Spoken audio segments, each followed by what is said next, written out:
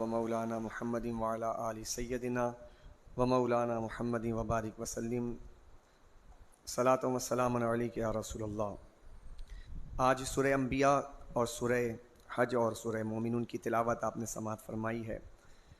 پہلے رکوع میں سورہ انبیاء کے اللہ جل وعلا شانہ نے بہت ہی زوردار انداز میں اللہ سبحانہ وتعالیٰ نے قیامت کا تذکرہ فرمایا ہے۔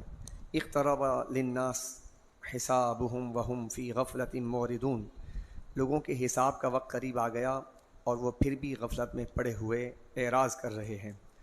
حساب کا وقت قریب آ گیا تو اس پر ایک اعتراض ہے، اشکال ہے کہ حساب کا وقت قریب آ گیا تو یہ بات 1400 سال پہلے بتائی گئی، یہ نازل ہوئی، تو قیامت ابھی تک پھر کیوں نہیں آئی؟ 1400 سال گزر گئے، تو پھر اس پہ اشکال ہے کہ 1400 سال پہلے یہ آیت بیان کی گئی اور کہا گیا اقترب للناس، لوگوں کے حساب کا وقت قریب آ گیا، تو قریب اس وقت کہا گیا تو اس بات کو تو 1400 سال گزر گئے، تو اب تک حساب کتاب کا وقت کیوں نہیں آیا، یعنی قیامت کیوں قائم نہیں ہوئی؟ تو اس کے اشکال پر جو ہے علماء کرام نے جواب دیا کہ اللہ تعالیٰ نے اپنے اعتبار سے یوم حساب کو قریب فرمایا ہے۔ اللہ تعالیٰ کے نزدیک تو ایک دن جو ہے وہ 1000 سال کے برابر ہے، تو اب ظاہر سی بات ہے اگر ایک دن 1000 سال کے برابر ہے تو 1400 سال جو ہے اللہ کے نزدیک 1.5 دن کے برابر ہے، اور پوری تاریخ انسانی کو دیکھیں تو وہ ہزاروں سال پر مشتمل ہے، اور اگر آپ سائنسی اعتبار سے دیکھیں تو کہتے ہیں اربوں سال پر مشتمل ہے۔ تو اللہ کے نزدیک جو ہے دنیا جب سے بنی ہے تو اس کے اعتبار سے تو بھی قیامت تو قریب آ گئی، یعنی 2-3 دن کے اندر قیامت آ جائے گی اللہ کے نزدیک، اگر اللہ اپنے حساب سے بیان فرما رہا ہے۔ اور دوسرا جواب یہ دیا گیا کہ اللہ سبحانہ وتعالیٰ ہر وہ چیز جس کا آنا یقینی اور حتمی ہو اس کے متعلق کہا جاتا ہے کہ وہ قریب ہے، یعنی یہ قیامت ایسی چیز ہے کہ اس میں کوئی دو رائے نہیں ہے، یہ قیامت آئے گی۔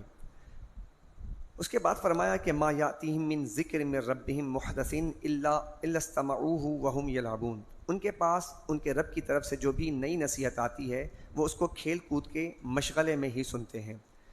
پھر فرمایا لاہیۃ قلوبہم، ان کے دل کھیل کود میں ہیں، یعنی جب اللہ کے احکامات آتے ہیں، اللہ کا پیغام آتا ہے تو دنیا کے لوگ جو ہیں وہ کھیل کود میں لگے ہوئے ہیں۔ وَأَسَرُّوا النَّجْوَىٰ الَّذِينَ ظَلَمُوا، اور ظالموں نے آپس میں سرگوشی کی کہ یہ شخص تو تمہارے ہی مثل بشر ہے، رسول اللہ کے بارے میں کہا هَلْ هَٰذَا إِلَّا بَشَرٌ مِثْلُكُمْ، تو کیا تم جانتے بوجھتے، کہتے ہو جادو کے پاس جا رہے ہو، کہتے ہو فَتَأْتُونَ السِّحْرَ وَأَنْتُمْ تُبْصِرُونَ، یہ بشر ہیں اور یہ جادو کرتے ہیں، ان کے پاس تم جا رہے ہو، تو یہ بات کرتے ہیں۔ قال ربی یعلم القول فی السماء والارض، رسول اللہ نے کہا میرا رب آسمان و زمین میں ہر بات کو خوب جانتا ہے اور وہ بہت سننے والا، بے حد علم والا ہے۔ بل قالوا اضغاث احلام بل افتراہ بل هو شاعر، کافروں نے کہا یہ قرآن پریشان خوابوں کا بیان ہے، یعنی کہ کافر جو ہے اس قرآن کے بارے میں جو تھنکنگ رکھتے ہیں اس کا ذکر کیا گیا۔ آج بھی بہت سارے جو لوگ ہیں وہ قرآن کریم کے بارے میں یہ رائے قائم کرتے ہیں کہ محمد صلی اللہ علیہ وسلم تو 25 سال تک کسی بھی مکتب میں نہیں گئے، اور آپ نے کہیں سے تدریس اور درس و تدریس آپ نے حاصل نہیں کی، آپ کہیں پر گئے نہیں، تو پھر آپ نے یہ باتیں کیسے بیان کی؟ آج بھی لوگ یہ بات کہتے ہیں اور انہیں یہ بات سمجھ میں نہیں آتی ہے کہ بھائی اگر یہ بات تھی تو اس کا مطلب ہے کہ محمد صلی اللہ علیہ وسلم نے ادھر ادھر سے بات پکڑ کر یہ بیان کر دیا ہے۔ آج بھی یہ اعتراض قائم ہے، اور جو قرآن کو اللہ کی کتاب نہیں مانتے تو وہ اس طرح کے اعتراض آج بھی کرتے ہیں، اس زمانے میں بھی کر رہے تھے کہ بھئی قرآن جو یہ پریشان خواب ہے، ادھر ادھر کی باتیں پکڑ کر بیان کر دی جاتی ہیں، یہ وہ کہہ رہے ہیں۔ اب بعض کہتے ہیں کہ یہ قرآن کریم تو یہ شاعر ہیں، ان کو کوئی نشانی لانی چاہیے جیسے پہلے رسول لائے تھے۔ اس طرح کے اعتراضات یہ کیے گئے قرآن کریم پر۔ میں 2-3 باتوں پر آپ کے سامنے عرض کروں گا کہ اللہ جل وعلا شانہ نے فرمایا کہ ان کے دل کھیل کود میں پڑے ہوئے ہیں، دنیا میں لگے ہوئے ہیں۔ یہ دنیا جو ہے دنیا اس کی مذمت کی گئی ہے یہاں پر۔ اب اس کے بارے میں کچھ روایات سمجھیے گا تاکہ آپ کو سمجھ آئے کہ دنیا کی مذمت بیان کی گئی ہے تو ہمیں دنیا کی مذمت کو کس انداز میں لینا ہے۔ کیا ہم بالکل تکیہ کر کے بیٹھ جائیں کہ ہم نے کچھ بھی نہیں کرنا؟ ٹھیک ہے، ان روایات کا یا ان آیات کا کیا یہ جو ہے مفاد ہے کہ ہم بالکل دنیا سے بے رغبت ہو جائیں، زہد حاصل کر لیں اور پھر کچھ بھی نہ کریں؟ کیا یہ مقصد ہے؟ تو آئیے ذرا ان چیزوں کو سمجھنے کی کوشش کرتے ہیں، یہ بڑی اہم ترین جو ہے یہ مقام ہے، اس لیے اس کو ذرا میں کھولنا چاہوں گا۔ علامہ قرطبی نے لکھا ہے کہ نبی پاک صلی اللہ علیہ وسلم کے اصحاب میں سے ایک شخص نے ایک دیوار وہ بنا رہا تھا. جس دن یہ سورت نازل ہوئی اس دن اس کے پاس سے ایک شخص گزرا. دیوار بنانے والے شخص نے پوچھا آج قرآن میں کیا نازل ہوا ہے؟ جو دیوار بنا رہے تھے تو یہ آیت جو نازل ہوئی، یہ جو مقام ہے، تو پوچھا گزرنے والے سے کہ آج قرآن سے کیا نازل ہوا ہے. وہ دیوار بنا رہے تھے تو اس نے بتایا یہ آیت نازل ہوئی ہے کہ جس میں اللہ نے کہا کہ ان کے پاس ان کے رب کی طرف سے جو بھی نصیحت آتی ہے وہ اس کو کھیل کود کے مشغلے میں ہی سنتے ہیں، یعنی کھیل رہے ہیں کود رہے ہیں، جیسے ہمارے یہاں چلتے پھرتے سن رہے ہیں. اچھا جی، کان میں لگا لیا، درس وغیرہ سن رہے ہیں، کھیل کود ہو رہا ہے اور ہم درس سن رہے ہیں. یہ کیفیت اس طرح کی ہے کہ کھیل کود بھی چل رہا ہے، دنیا کے معاملات بھی، مشغلے بھی چل رہے ہیں، گاڑی ڈرائیو بھی کر رہے ہیں، چل رہے ہیں، اور ہم سن رہے ہیں. دھیان نہیں ہے، توجہ نہیں ہے. تو یہ بات بیان کی گئی ہے، اس کو بڑے دھیان سے سنیے گا اس مقام کو. تو لوگوں کے حساب کا وقت آ گیا اور وہ بھی پھر بھی غفلت میں پڑے ہوئے ہیں.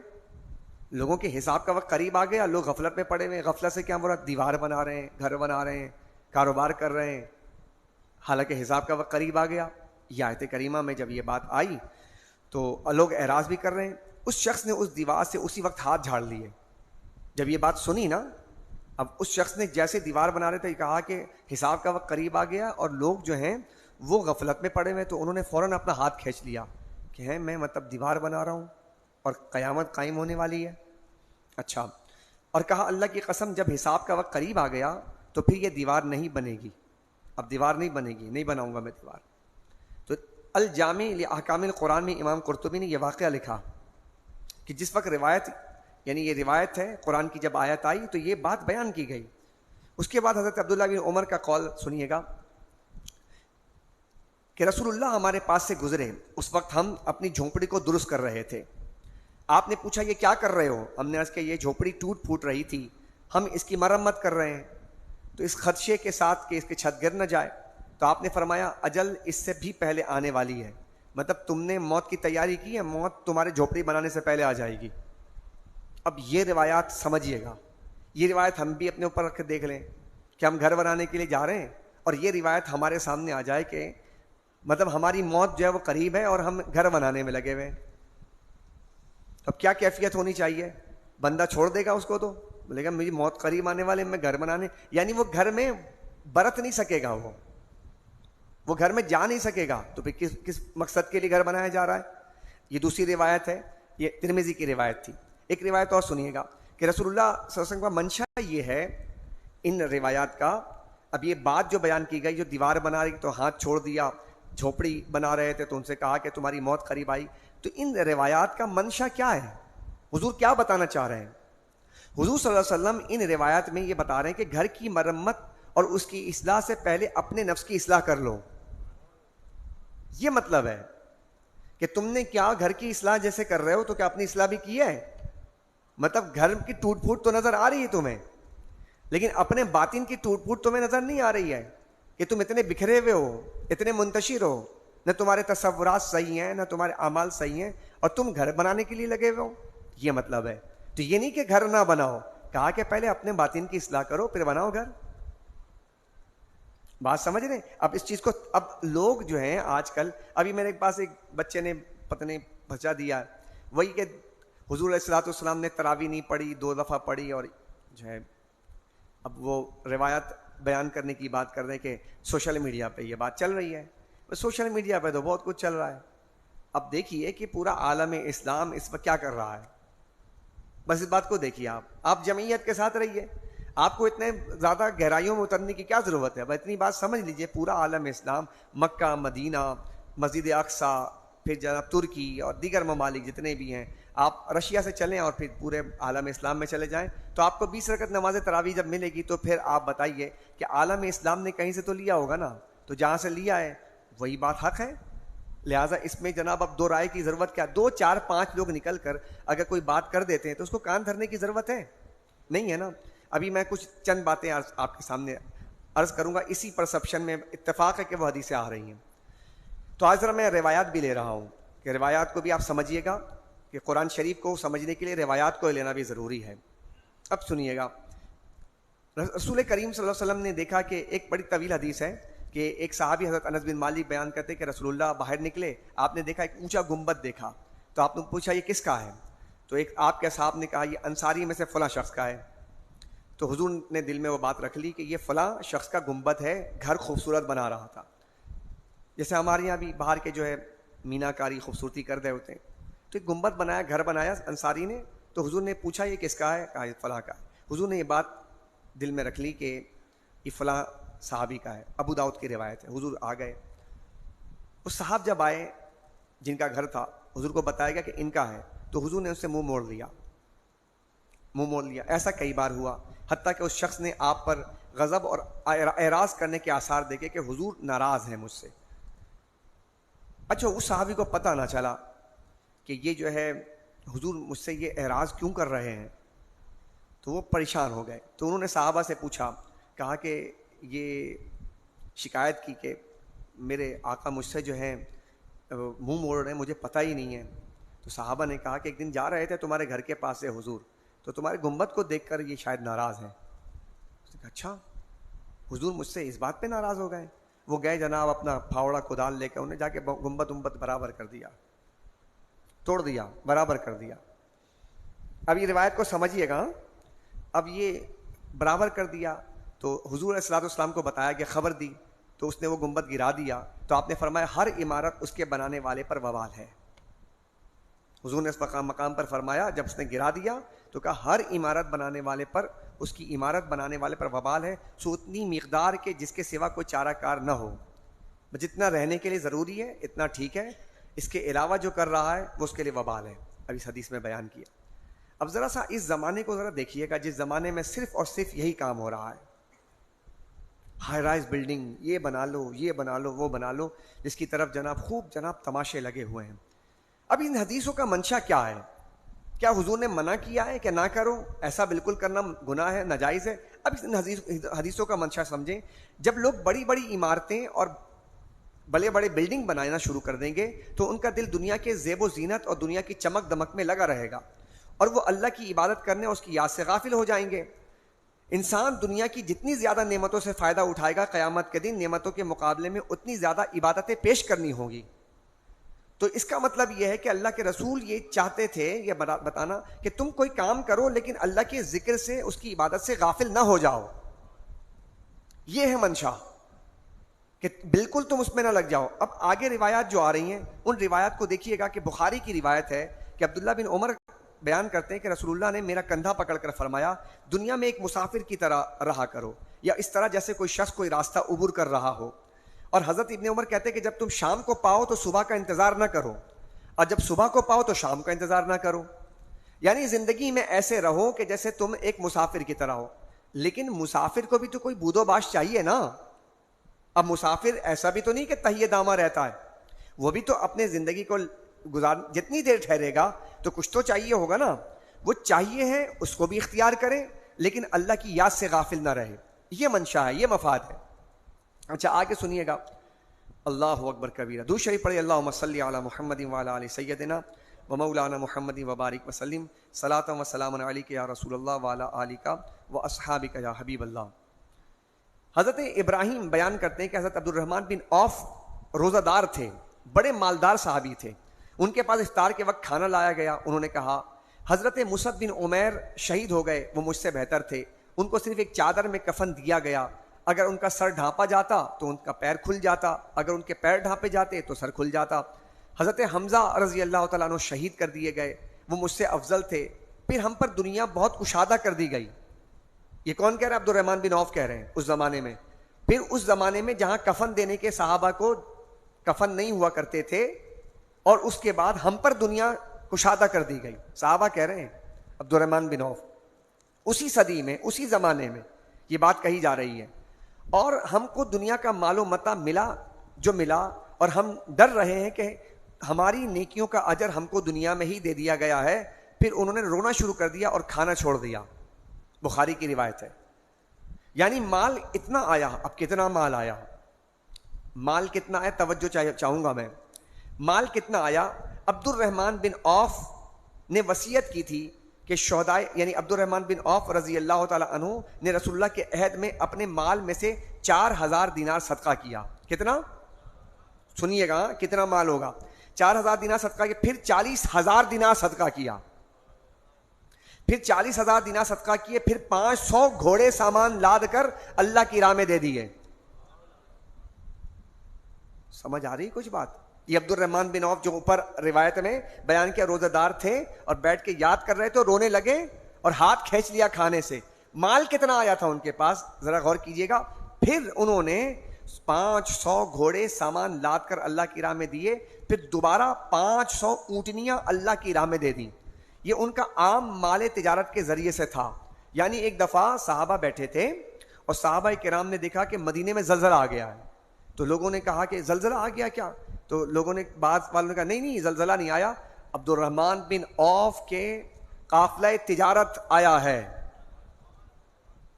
اونٹوں پر سامان لاد کر آیا ہے. اور اونٹ جب چلتے ہیں نا, اونٹ کے پاؤں جب زمین پہ لگتے ہیں تو دھب دھب کی آواز آتی. تو اتنا مال آیا تھا, اتنے اونٹ تھے کہ ایسا لگا مدینے میں زلزلہ آ گیا ہے. کتنے مالدار صحابی تھے. تو یہاں پہ ایک بات, انہی باتوں کو میں تھوڑا سا سم اپ کر کے آپ کے سامنے رکھنا چاہوں گا کہ زہری نے روایت کیا کہ حضرت عبد الرحمن بن عوف نے وصیت کی تھی کہ شہدائے بدر میں سے جو صحابہ باقی ہیں ان میں سے ہر ایک کو 400 دینار دیے جائیں. وہ تعداد میں 100 صحابہ تھے. تو آپ نے اپنے مال میں سے اصحاب بدر کو 100 صحابہ کو 400 دینار دیے. ان میں سے ہر ایک کو 400 دینار دیے گئے. حضرت عثمان غنی بھی ان میں تھے اور انہوں نے 1000 گھوڑے اللہ کی راہ میں دینے کی وصیت بھی کی تھی. یعنی انتقال کے وقت یہ مال راہ خدا میں خرچ کرنا. بات یہ ہے کہ آپ مال کمائیں. اس وقت میں اس کیا کہتے ہیں پلیٹ فارم کے توسط سے ایک بات عرض کرنا چاہوں گا کہ اس وقت دنیا میں برانڈ کانشیس جو ہے طبقہ پایا جاتا ہے. مسلمانوں کو چاہیے کہ مسلمان بھی اپنا برانڈ بنائیں, مال جمع کریں, مال کمائیں. مال جمع کرنا کوئی بری بات نہیں ہے. اگر مال جمع کرنا بری بات ہوتی تو حضرت عثمان غنی نہ کہلاتے. عبد الرحمن بن عوف جو تھے اتنے مالدار صحابی ہیں. پھر اسی طرح زبیر بن عوام ہے, مالدار صحابی ہیں. دیگر اور صحابہ کرام ان کے بھی مال وغیرہ بہت تھے. تو اگر مال کی مذمت ہوتی تو اللہ زکوٰۃ کے احکام بیان نہ کرتا, وراثت کی تقسیم نہ ہوتی. مذمت جس چیز کی گئی ہے کہ آپ اللہ کی راہ میں کمائیں لیکن راہ خدا میں خرچ نہ کریں. راہ خدا میں بولیے نا, خرچ نہ کریں. عبد الرحمن بن عوف کو جو وصیت کی تھی ام سلمہ ام المومنین نے, وہ وصیت بھی سنا دیتا ہوں آپ کو تاکہ آپ کو تقویت ہو. سنیے گا. عبد الرحمن بن عوف بہت عظیم تاجر تھے, ان کے پاس بہت مال تھا. ایک دن وہ حضرت ام سلمہ رضی اللہ تعالی عنہا کے پاس گئے اور کہا اے میری ماں, مجھے ڈر ہے کہ مال کی کثرت کہیں مجھے ہلاک نہ کر دے. اتنا مال تھا. تو سیدتنا ام المومنین کے پاس آ کر عرض کی کہ آپ مومنوں کی ماں ہیں, زوجہ رسول ہیں, آپ مجھے بتائیں مجھے ہلاک نہ کر دے یہ مال. اللہ اکبر. تو حضرت ام سلمہ نے فرمایا اے میرے بیٹے, مال کو خرچ کرو.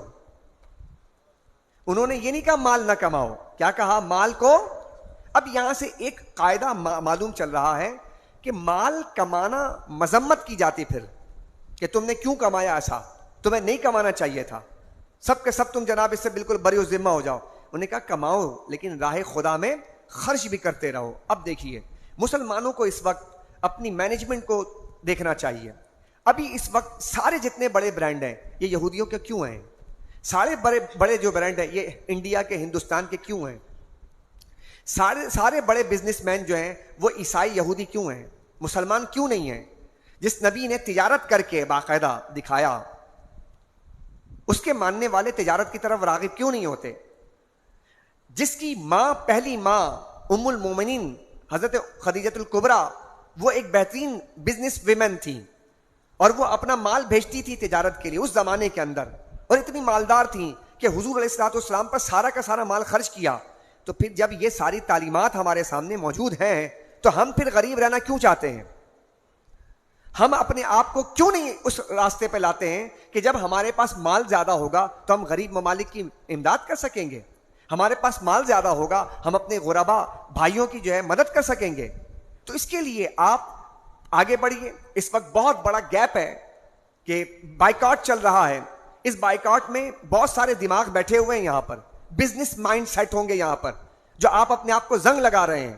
آپ آگے بڑھیے, آپ چھوٹی سی بنیاد یاد رکھیے, چھوٹے سے کام سے آغاز کیجئے, اپنا بزنس آغاز کیجئے چھوٹے سے بزنس سے, لیکن اس میں کیا کریں, خوف خدا ہو, رزق حلال کی تمنا ہو, اللہ تعالیٰ سے دعا کرنے کے بعد اس کا آغاز کیجئے, استخارہ کر لیجئے, اور پھر اس میں سے آپ اللہ کے راہ میں خرچ کرنے کا بھی ارادہ کر لیجئے, اور پھر دیکھیے آپ کہ اللہ اسی میں کیسے رزق میں برکت دے گا. لیکن خیال کیجئے گا کہ آپ کی مینجمنٹ اچھی ہونی چاہیے, آپ کے رفقا اچھے ہونے چاہیے, آپ ایمانداری سے بات کریں, آپ سچ بولیں, آپ جس جگہ کام کریں اس کا انوائرمنٹ اچھا ہو, پریزنٹیشن اچھی ہو, جیسے انگریز کر رہا ہے, جیسے یورپینز کر رہے ہیں, جیسے یہود کر رہا ہے, آپ بھی کریں, آگے بڑھیں. اور آپ میں بھی بہت سارے ایسے لوگ ہو سکتے ہیں کہ جن کو اللہ تبارک و تعالیٰ نے ذہن دے کر پیدا کیا ہے, لیکن وہ اپنا دماغ جو ہے وہ کہیں اور جگہ استعمال کر رہے ہیں. آپ اپنا دماغ دوسروں کو دے رہے ہیں. کاروبار کیجئے, چھوٹا کاروبار کیجئے, کاروبار میں برکت ہے, تجارت میں برکت ہے. مت چھوٹی چھوٹے کاموں میں الجھیے. زندگی اللہ نے ایک دی ہے, اس زندگی کو اچھے انداز میں گزاریے نا. میں بارہا اس کی طرف توجہ دلواتا رہتا ہوں, میرے بھائیوں تجارت کیجئے. انسان جب کسی کی نوکری کرتا ہے نا, اس کی خود ہی مر جاتی ہے, غلام بن جاتا ہے. نوکری کرنے والا یعنی آخری آپشن ہے ملازمت. یا تو آپ تجارت کیجئے, یا پھر کھیتی باڑی کیجئے, زراعت کیجئے, یا صنعت آپ اختیار کیجئے, اور چوتھے نمبر پر ملازمت آتا ہے. ہمارے یہاں تو ہماری مائیں پہلے دن سے جناب بچے کو کیا بتاتی ہیں, ملازمت کر, یعنی ملازم پیدا کر رہے ہیں. میں کل بھی یعنی کہ جو درس قرآن میں کیا کہا, 6 سال کے بچے کو آپ نے کیا دیا ہے, 12 سال کے بچے کو کیا سمجھایا ہے, آپ کس طرح اپنے بچے کی جو ہے نشو نما کر رہے ہیں, آپ نے اس کو دماغ دیا کیا ہے, آپ نے اس کو سوچ کیا دی ہے. نہیں دیتے ہم دماغ.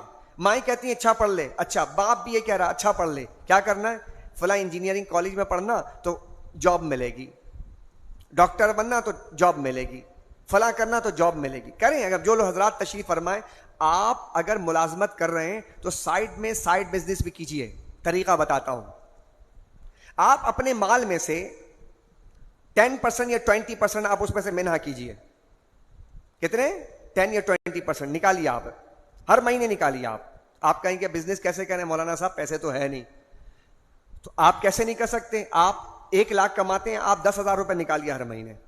آپ 50,000 کماتے ہیں, 5,000 نکالیے. کیسے نہیں کما سکتے آپ, کیسے نہیں نکلے گا, نکلے گا, بالکل نکلے گا.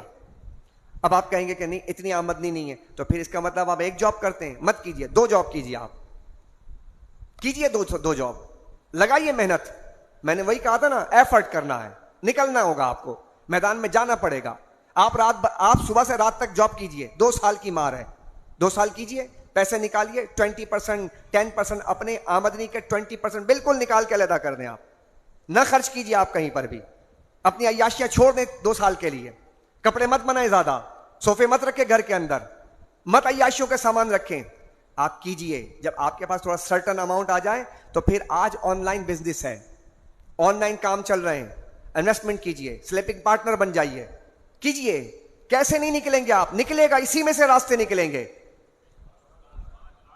آپ نکلنے والے تو بنے. کیوں آپ کاسائے گدائی یا غریبی کا رونا روتے رہتے ہیں یار, کیوں روتے ہیں غریبی کا رونا؟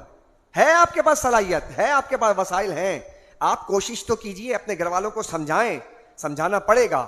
تھوڑا سا اگر آپ اس کو مینیج کریں گے تو آپ دیکھیں گے آہستہ آہستہ یہ کام بڑھتا چلا جائے گا. جتنے لوگ بھی تھے, یہ مکیش امبانی جسے آج آپ دیکھیں, یہ کیا تھا, 1932 میں اس کا باپ پیدا ہوا ہے کہ اسکول ٹیچر تھا. یہ لوگ کوئی سونے کا چمچہ لے کے نہیں پیدا ہوئے.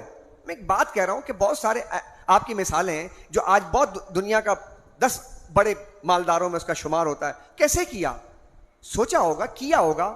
ان کا کاروبار کرنے کا مائنڈ تھا, دھیرو بھائی کا مائنڈ سیٹ تھا. اس نے کہا کہ میں نے اب کرنا ہے. اس نے کیا, ریلائنس انٹرنیشنل کی بنیاد رکھی اور جناب کام شروع کروایا. اپنے 2 بیٹے تھے, اس کو لے کر چلا, اور سب سے زیادہ بڑے بیٹے کے پاس آیا مال. دیکھیں اب وہاں پر ایک ہی گھر کے اندر وہ سنبھال نہ سکا, انیل امبانی گیا اور یہ مکیش امبانی شوٹ کر گیا. تو کہیں نہ کہیں آپ شکل دیکھیں, ان کی صورت دیکھیں, آپ ان کے اسٹرکچر دیکھیں, ان کے آپ بیہیویئر دیکھیں, تو آپ ایسا لگے گا جیسے لائک دس پینڈو, مطلب نہیں سمجھ میں آتی. دنیا جناب اس کو سلوٹ کر رہی ہے. بیٹا کی جیسے بے ڈھنگا ہے, دنیا کہتے ہیں, کبھی سوشل میڈیا پہ ذکر نہیں آ رہا ہے. کیوں, وجہ کیا کہ مال ان کے پاس ہے, پیسہ ان کے پاس ہے, لوگ سلوٹ کر رہے ہیں. ایک اشارے پر بڑے بڑے فلم ایکٹر ناچنے آ جاتے ہیں ان کے پاس. میں اس کو پرموٹ نہیں کر رہا, کہنے کا مقصد یہ ہے کہ جب انڈین ہندو کر سکتا ہے, یہودی کر سکتا ہے, تو مسلمانوں کیا تمہاری ماؤں نے بانج پیدا کیا ہے؟ تمہارے پاس دماغ نہیں ہے, تمہارے پاس سوچ نہیں ہے, تمہارے پاس کیا نہیں ہے؟ ہر کچھ ہے, لیکن کیا ہے کہ اس کو مینج کرنا نہیں آ رہا ہمیں. تھوڑا مینج کیجئے, تجارت کی طرف ذہن اپنا لائیے, چھوٹے سے کاروبار کے ساتھ آپ آغاز کیجئے اور کوشش کیجئے اپنے بچوں کو ذہن دیجئے کہ وہ تجارت کی طرف راغب ہوں, تاجر بنے. صدیق اکبر تاجر تھے, بہترین تاجر تھے. امام اعظم ابو حنیفہ تاجر تھے. غوث الاعظم شیخ عبد القادر جیلانی رضی اللہ عنہ کا مال تجارت جاتا تھا. اعلیٰ حضرت رحمۃ اللہ تعالی علیہ کہ ان کے زمینیں تھیں, کھیتی باڑی ہوتی تھی, مال آتا تھا, تو آسودہ ہوئے تو اتنا بڑا کام کر دیا. میں اگر ان مثالوں کی طرف آؤں تو آپ پھر بہت ساری مثالیں دے دوں گا, لیکن میں نے چیدہ مقامات سے آپ کو مثالیں دی ہیں. یہ سارے تاجر تھے. امام اعظم ابو حنیفہ کا کپڑے کا کاروبار تھا. غور تو کیجیے آپ, ایک طرف کاروبار, دوسری طرف علم میں یہ کام کیا, تو دیکھیں بیلنس ہے کہ مال بھی بہت تھا اور علم بھی بہت تھا. انہوں نے لائف کو مینج کیا, اعتدال رکھا.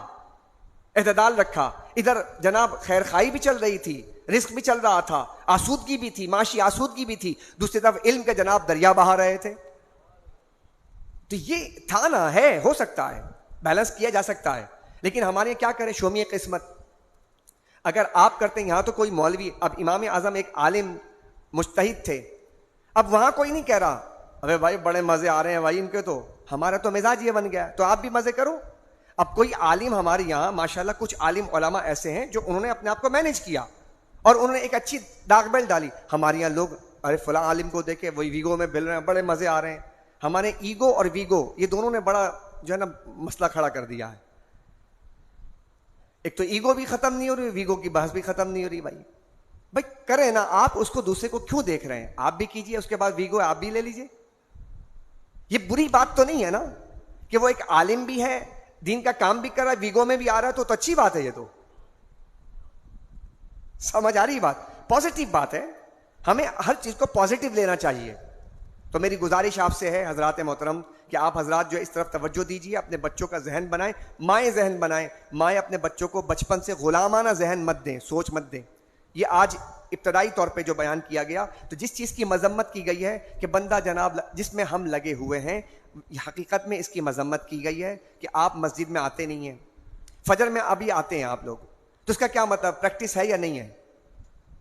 مطلب ہم ایک مہینے آ سکتے ہیں تو پورے سال بھی آ سکتے ہیں؟ نہیں آ سکتے. یہی تو بات سمجھنے کی ضرورت ہے. رمضان میں ہم جب اس مہینے میں آ سکتے ہیں تو مینز کیا ہم آ سکتے ہیں, ہم مسجد میں نماز پڑھنے آ سکتے ہیں, تو کیوں نہیں آتے ہم پورے سال؟ ہم کیوں نہیں ماحول بناتے؟ ہم یہ ماحول میں بیٹھتے ہیں, پھر جناب رمضان چلا جاتا ہے, بیان کے لیے بولتے کیا بیان ہوگا, درس قرآن ہوگا, نہیں, ہمیں غرض ہی نہیں ہے, پھر وہی دنیا میں لگے. پھر سمجھیے گا جس چیز کی مذمت کی گئی کہ آپ رمضان کے بعد پھر دنیا میں لگ جاتے ہیں, اسی کی تو مذمت ہے کہ آپ دنیا تو کما رہے ہیں, کاروبار میں لگ جاتے ہیں, آپ کو اتنا ٹائم نہیں ملتا کہ دین کے لیے تھوڑا سا وقت نکال دیں, اللہ کے ذکر کے لیے نکال دیں. اس کی مذمت ہے. تو جب بلایا جائے آئیے, اور جب کاروبار کا وقت ہو تو کاروبار کیجیے. اللہ آپ کو خوش رکھے. سورہ حج کی ابتدا جو ہے اس کو میں آپ کے سامنے رکھ دیتا ہوں. حج کی ابتدا میں بھی بڑی زبردست قسم کے مضامین کو بیان کیا گیا, اور یہیں پر جو ہے میں اختتام بھی کروں گا. یہاں پر بھی دیکھیے وہی مضمون ہے. یہ مکی تھا, سورہ مبارکہ تھی. اب مدنی میں دیکھیں, انداز دیکھیے آپ. یا ایھا الناس اتقوا ربکم ان زلزلۃ الساعۃ شیء عظیم. وہاں کیا گیا, قیامت قریب آ گئی. مضمون ذہن میں رکھیں گے. اب یہاں پر بھی ابتدائی سورہ حج ہے. اے لوگوں تم سب اپنے رب سے ڈرو, بے شک قیامت کا زلزلہ بہت سنگین چیز ہے. بار بار ڈرایا جا رہا ہے. کس بات پہ ڈرایا جا رہا ہے؟ اب بات سمجھ. مومن میں کافر میں فرق کیا ہے؟ یاد آ رہی ہے بات؟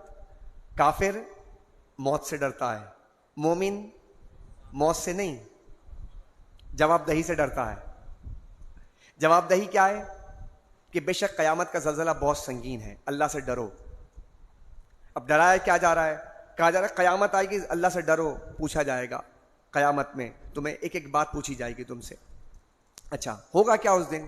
یہاں پہ ایک آیت کریمہ, اس آیت کریمہ کو میں پڑھنا چاہوں گا کہ وَمِنَ النَّاسِ مَن يُجَادِلُ فِي اللَّهِ بِغَيْرِ عِلْمٍ.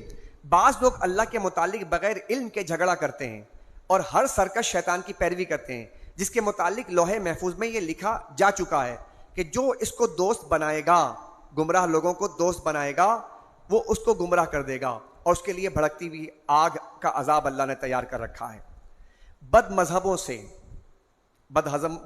سے دوستی، یہ جو ٹیلی ویژنز پہ اینکرز اور مختلف قسم کے جو لوگ بد مذہب ہیں، جن کا مذہب کچھ نہیں ہے، یہ خواہ خواہ کی باتیں کر رہے ہیں، یہ جاوید احمد غامدی اور ساحل ادیم، یہ انجینئر، یہ سارے لوگ جو ہے نا، یہ مطلب بغیر علم کے، ان کے پاس علم نہیں ہے، یہ بتانا چاہتے ہیں، ان کا مدعا کیا ہے، اس کو میں تھوڑا سا ایک لفظ کے اندر سمجھاتا ہوں۔ یہ بتانا یہ چاہتے ہیں کہ دیکھو لوگوں، بھائیوں، بڑے درد کے ساتھ کہتے ہیں، بھائیوں بات سنو، یہ 1400 سال میں نا قرآن و حدیث کسی کو سمجھ میں نہیں آیا، مجھے سمجھ میں آیا ہے، میں تمہیں سمجھاؤں گا۔ یہ بتانا چاہ رہے ہیں۔ کیا خیال ہے آپ کا؟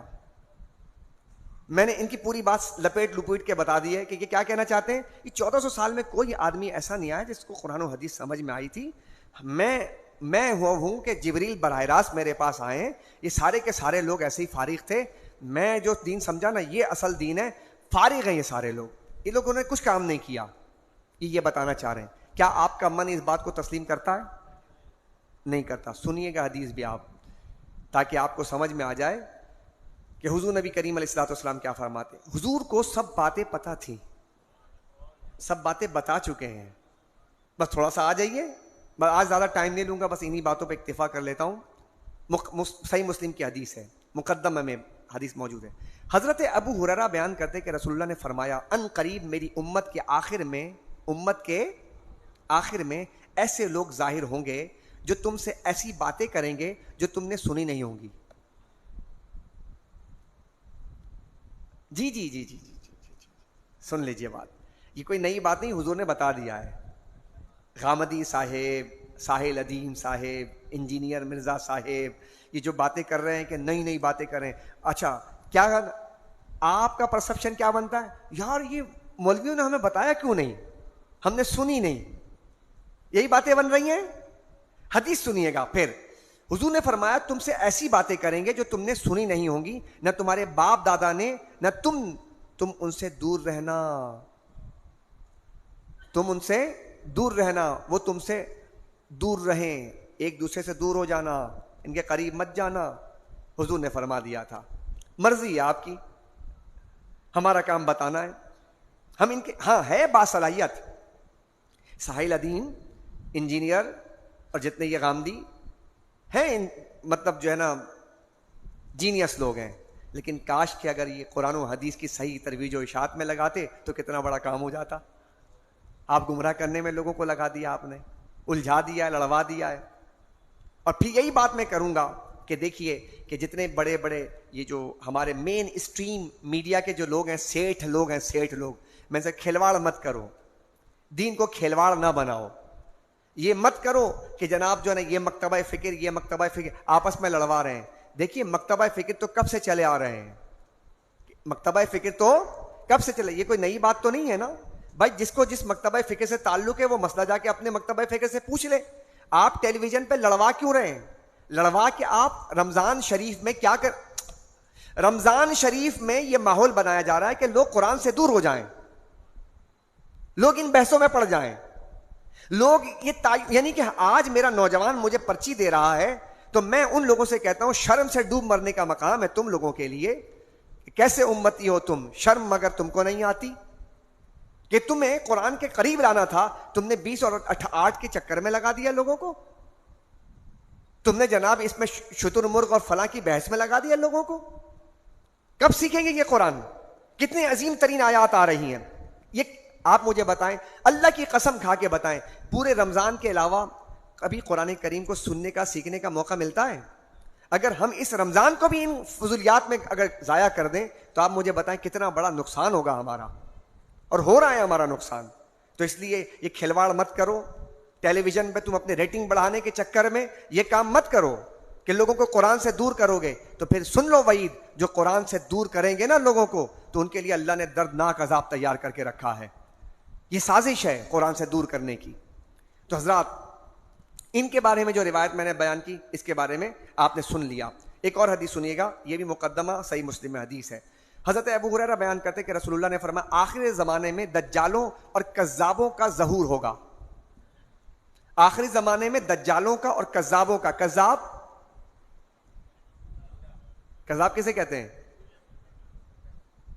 کذاب کسے کہتے ہیں؟ نہیں، کذاب کسے کہتے ہیں؟ آواز تو آئیے. کذاب کسے کہتے ہیں؟ جھوٹ بولنے والا نہیں، جھوٹ بولنے والا نہیں. کذاب کہتے ہیں بہت جھوٹ بولنے والا. اب بات میں فرق ہے، ایک ہے جھوٹ بولنا اور ایک ہے بہت جھوٹ بولنا. تو فرق نہیں ہے دونوں میں؟ ہے فرق. کذاب کہا، کاذب نہیں کہا. کاذب کا معنی جھوٹ بولنے والا اور کذاب مبالغے کا صیغہ ہے، بہت جھوٹ بولنے والے. تو کیا فرمایا سرکار نے؟ قیامت کے قرب میں کذاب بہت جھوٹ بولنے والے اور دجال ان کا ظہور ہوگا. وہ تم کو ایسی باتیں سنائیں گے جو تم نے سنی نہیں ہوں گی، نہ تمہارے باپ دادا نے. تم ان سے دور رہنا، وہ تم سے دور رہیں، کہیں وہ تم کو فتنے میں نہ ڈال دیں اور کہیں تم کو گمراہ نہ کر دیں. آپ مجھے بتائیے کہ ان کی باتیں سن کر فتنے میں پڑ رہے کہ نہیں پڑ رہے؟ یقین سے بتائیے. کتنا اچھا زمانہ تھا کہ ہم بزرگان دین کے پاس بیٹھتے تھے، علماء کے پاس بیٹھتے تھے، علم آتا تھا تو یقین پیدا ہوتا تھا، دل بڑا ہو جاتا تھا، پتہ چلتا تھا کہ یار کیا بات ہے، سبحان اللہ. اب یہ جو ایک رکوع آیا ہے، اس رکوع کو بھی میں آپ کے سامنے ڈسکس کر دیتا ہوں. درود شریف پڑھیے گا. اللہم صلی علی سیدنا و مولانا محمد وعلی آل سیدنا و مولانا محمد وبارک وسلم. صلاۃ و سلام علیک یا رسول اللہ وعلی آلک و اصحابک یا حبیب اللہ. یہ ہے رکوع نمبر 6 ہے اور آیت نمبر 76. یہ ذرا سن لیجئے گا، میری خاطر آپ سن لیجئے گا، ذرا سن کے جائیے گا، یہ لطف آ جائے گا. میں اپنا آج 10 یہاں پہ اختتام پذیر، آپ دیکھیے گا اختتام پذیر یہاں کرنا چاہوں گا، سن لیجئے گا آپ. آیت نمبر 76 سے وَنُوحًا إِذْ نَادَىٰ مِن قَبْلُ فَاسْتَجَبْنَا لَهُ فَنَجَّيْنَاهُ وَأَهْلَهُ مِنَ الْكَرْبِ الْعَظِيمِ. انبیاء کرام پر اللہ کی جو عنایات تھی نا، اللہ نے تذکرہ کیا ہے. اس میں اللہ نے واقعات بیان نہیں کیے. اس رکوع کے اندر پتہ کیا بیان کیا؟ کہ یہ نبی ہیں اور ان نبی پر، اس نبی پر میرا کیا خاص کرم تھا. اللہ نے ایک جگہ جمع کیا ہے انبیاء کو. کس کس کو جمع کیا ہے؟ نوح، آدم، نوح، داؤد، سلیمان، ایوب، اسماعیل، ادریس، ذوالکفل، یونس، ان کا ذکر ایک جگہ جمع کر دیا. اب جمع کیا کیا سنیے گا ذرا. اے رسول مکرم صلی اللہ علیہ وسلم، نوح کو یاد کیجئے. اللہ کیا کہہ رہا ہے؟ ارے یار ذرا سا سبحان اللہ کہہ دیجئے. نوح کو یاد کیجئے. کتنے پہلے آئے تھے. اللہ کیا کہہ رہا ہے؟ نوح کو یاد کیجئے. آپ کہتے ہیں کہ یار یہ نیک جو لوگ ہیں، پیغمبر ہیں، مگر قرآن ٹھیک ہے بس. اب یہ جو پیغمبروں کو یاد کرنا، یہ تو اللہ تبارک و تعالیٰ کی جو ہے وہ سنت جاریہ ہے. وہ فرما رہا ہے کہ یاد کریں. اچھا کیوں یاد کریں؟ اس سے پہلے جب انہوں نے ہم کو پکارا تو ہم نے ان کی دعا قبول کی اور ہم نے ان کو اور ان کے گھر والوں کو بہت بڑی تکلیف سے نجات دی. اے محبوب یاد کیجیے آپ. سبحان اللہ. پھر کہتا ہے رب کا وَنَصَرْنَاهُ مِنَ الْقَوْمِ الَّذِينَ كَذَّبُوا بِآيَاتِنَا، اور ہم نے ان لوگوں کے مقابلے میں مدد کی جنہوں نے ہماری آیتوں کو جھٹلا دیا تھا. محبوب یاد کیجئے، نوح علیہ السلام کو جب جھٹلایا گیا تو ہم نے نوح کی مدد کی تھی. عنایتیں بیان کی جا رہی ہیں. سبحان اللہ. بے شک وہ بہت برے لوگ تھے، سو ہم نے ان سب کو غرق کر دیا. بتا دیا کہ ہماری عنایات یہ تھی کہ جو میرے پیغمبر کے سامنے کھڑا ہوا ہم نے اس کو برباد کر دیا. یاد کیجئے. اب یاد کرتے چلے جائیے صاحب. وَدَاؤُد وَسُلَيْمَانَ إِذْ يَحْكُمَانِ فِي الْحَرْثِ، اور داؤد اور سلیمان کو یاد کیجئے. سبحان اللہ. ایک ایک کر کے دیکھیے آپ، یاد کیجئے. اس یاد کا میں آخر میں تتمہ بھی عرض کروں گا کہ یاد کیوں کروایا جاتا ہے، پیغمبر کو کیوں یاد کروایا جاتا ہے. اللہ کہہ رہا ہے کہ حبیب آپ یاد کیجئے. نبی کو یاد کرنے کی کیا ضرورت تھی، یاد دلانے کی کیا ضرورت تھی. داؤد کو یاد کیجئے، سلیمان کو یاد کیجئے. جب وہ ایک کھیت کا فیصلہ کر رہے تھے، جب کچھ لوگ ان کے لوگوں کی بکریوں نے رات میں اس کھیت کو چر لیا تھا اور ہم ان کے فیصلے کو دیکھ رہے تھے، سو ہم نے اس کا صحیح فیصلہ سلیمان کو سمجھا دیا اور ہم نے دونوں کو قوت فیصلہ اور علم عطا کیا تھا. کیا ہوا کیا تھا؟ ہوا کیا تھا؟ ایک آدمی تھا، اس کی بکریاں تھیں، اور ایک آدمی تھا، اس کے کھیت تھے. بس جس کے کھیت تھے، بکری والے نے جناب کھیت میں گھسڑ دیا، جا کر داخل کر دیا. بکریوں کو سارا لے گئے وہیں پہ.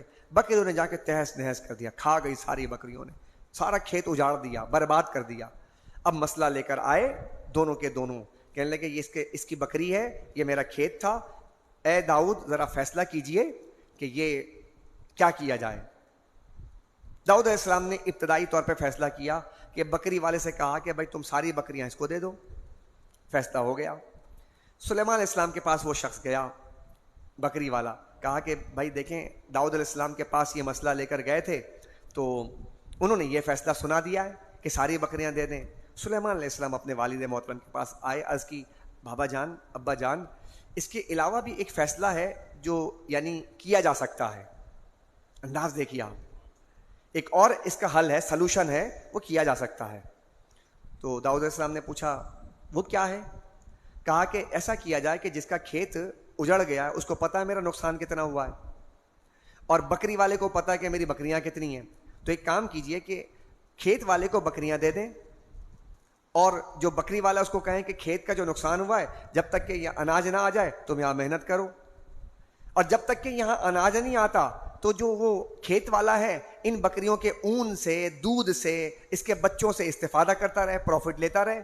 لہذا جب یہ سب کام ہو جائے گا, یہاں کھیت جب بلند ہو جائے گا, تیار ہو جائے گا, اور پھر یہ بکریوں والا یعنی یہ کھیت والا بکریوں سے استفادہ بھی کر لے گا. اب جب دونوں برابر ہو جائیں گے تو بکری والے کو اس کی بکری دے دی جائے گی, کھیت والے کو کھیت دے دیا جائے گا. اللہ اکبر یار, کیا قوت فیصلہ ہے, کیا علم ہے. یہ فرمایا اللہ نے کہ اب سنیے گا, جب یہ واقعہ سن لیا دوبارہ ریپیٹ کر دوں, مزہ آ جائے گا آپ کو. داؤد علیہ السلام اور سلیمان کو یاد کیجئے جب وہ ایک کھیت کا فیصلہ کر رہے تھے, جب کچھ لوگوں کی بکریوں نے رات میں اس کھیت کو چر لیا تھا اور ہم ان کے فیصلے کو دیکھ رہے تھے. اللہ فرما رہا ہے ہم دیکھ رہے تھے, سو ہم نے اس کا صحیح فیصلہ سلیمان کو سمجھا دیا اور ہم نے دونوں کو قوت فیصلہ اور علم عطا فرمایا. دیکھیے آپ, یہ نعمت تھی اللہ کی, یہ نعمت تھی اللہ کی. اور ہم نے پہاڑوں کو داؤد کے تابع کر دیا تھا جو داؤد کے ساتھ تسبیح کرتے تھے, پرندے بھی, اور ہم ہی ہر کام کو کرنے والے ہیں. جب داؤد بیٹھتے تھے قرآن یعنی کہ زبور پڑھتے تھے, زبور شریف, تو سارے کے سارے پرند چرند آتے تھے اور آ کے اتنی سریلی آواز تھی وہ سب بیٹھ کر کے ان کے اس زبور کو سنا کرتے تھے. پھر فرمایا کہ داؤد کو ہم نے اور کیا عطا کیا, وَعَلَّمْنَاهُ صَنْعَ لَبُوسٍ لَكُمْ لِتُحْسِنَكُمْ, کہا ہم نے داؤد کو تمہارے لیے خاص لباس یعنی زرہ بنانا سکھا دیا. ان کے ہاتھ میں ہم نے یہ صلاحیت رکھی کہ وہ جیسے ہی کسی لوہے پہ ہاتھ رکھتے وہ نرم پڑ جاتا تھا. یاد کیجئے ہمارے بندے داؤد کو. اللہ کیا فرما رہا ہے, یہ عنایتیں تھیں ہماری, نوح پر عنایت, داؤد پر عنایت. اس کے بعد فرمایا اور وَلِسُلَيْمَانَ, اور سلیمان کو یاد کیجئے ہم نے تیز ہوا کو سلیمان کے تابع کر دیا تھا جو ان کے حکم سے اس زمین کی طرف چلتی تھی جس میں ہم نے برکت رکھی تھی. یعنی اس کے اوپر تختے سلیمان ایسے ہوتا تھا اور جناب اس پہ بیٹھ کر کہتے حکم دیتے اٹھاؤ لے کر مجھے ادھر چلو. اللہ اکبر, اللہ نے حضرت سلیمان کے لیے ہوا کو بھی تابع کر دیا تھا.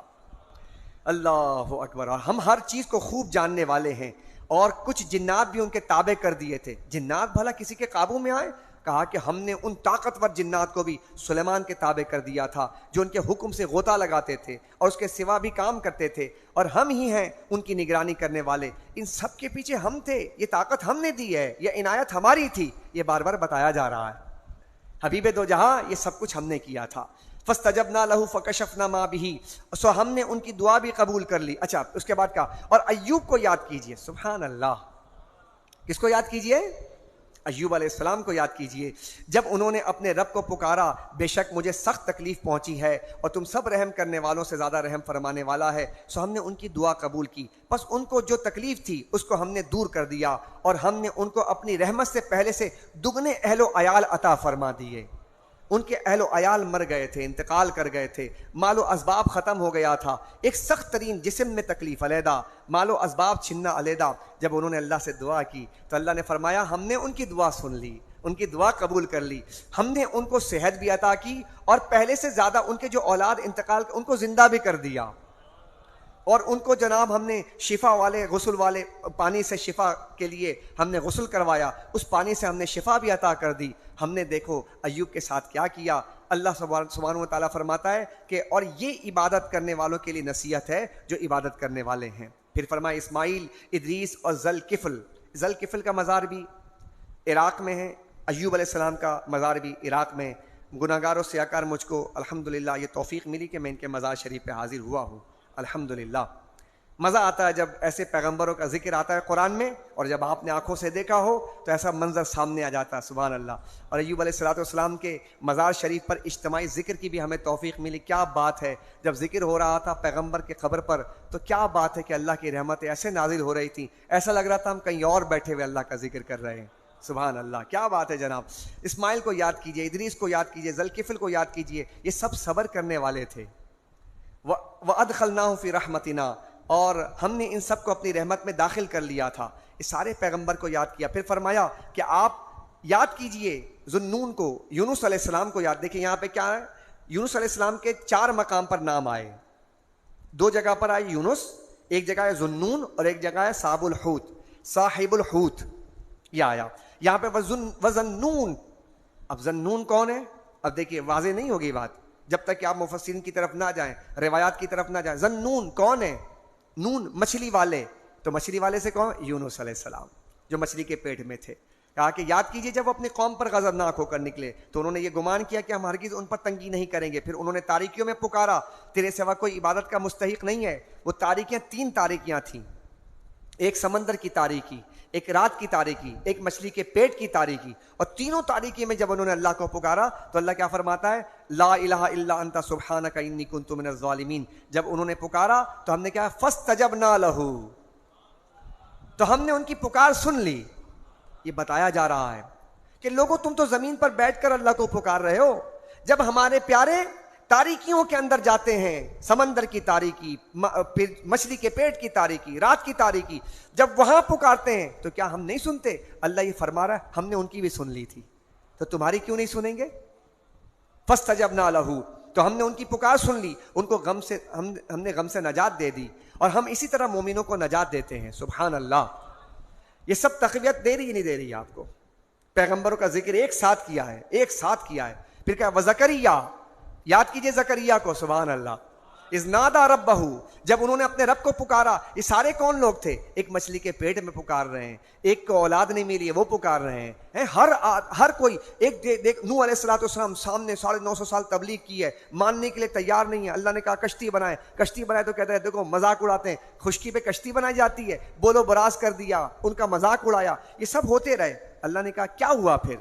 کیا جنہوں نے مذاق اڑایا کیا وہ زندہ رہے؟ ان کی یادیں زندہ رہیں؟ نہیں، وہ تو برباد ہو گئے. ہمارے نوح کی یاد زندہ ہے، اسماعیل کی یاد زندہ ہے، زکریا کی یاد زندہ ہے، ایوب کی یاد زندہ ہے، داؤد زندہ ہے، داؤد کے یادیں زندہ ہیں، سلیمان کی یادیں زندہ ہیں. بتا دیا جو اللہ کے نیک ہیں ان کی یادیں رہتی ہیں، اور جو اللہ کے نافرمان ہیں برباد کر دیے جاتے ہیں. یہ بتایا جا رہا ہے اس قرآن کریم کے اندر. تو ہم اللہ کے نیک بندے بنے نا، تاکہ ہماری یادیں بھی رہیں، ہم کہیں یاد رکھے جائیں، ہمیں بھی کہیں نہ کہیں ہمیں پکارا جائے، ہمارے اولاد ہمارے پیچھے ہمیں پکار رہی ہو. کوئی ایسا کام تو کر کے جائیں بھائی دنیا کے اندر. سبحان اللہ. پھر فرمایا اللہ اکبر، زکریا کا ذکر آ گیا. اس کے بعد زکریا انہوں نے اپنے رب کو پکارا ہے میرے رب مجھے اکیلا نہ چھوڑنا، تو سب وارثوں بہتر وارث ہے. تو ہم نے ان کی دعا سن لی، ہم نے ان کو یحییٰ عطا کر دیا، اور ہم نے ان کی بانجھ بیوی کو تندرست کر دیا. بے شک وہ سب نیک کاموں میں جلدی کرتے تھے.